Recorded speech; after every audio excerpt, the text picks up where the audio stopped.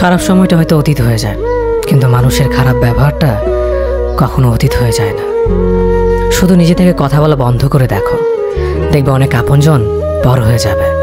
আসলে কেউ আপন হয় না। যারা তোমার ক্ষতি চায় তাদের আঘাত করবে না, তাদের সামনে একটু হাসি মুখে বাঁচবে। দেখবে তুমি আঘাত করলে যা কষ্ট পেত, ওরা তার থেকেও বেশি কষ্ট পাবে। যত মিশবে ততই মানুষ চিনবে, অভিনয় যে কত প্রকার হয় তা বুঝতে পারবে।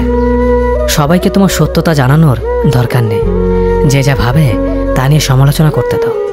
বেঈমান মানুষগুলো কখনো অপরিচিত মানুষ হয় না, খুব কাছের মানুষগুলোই বেঈমান হয়।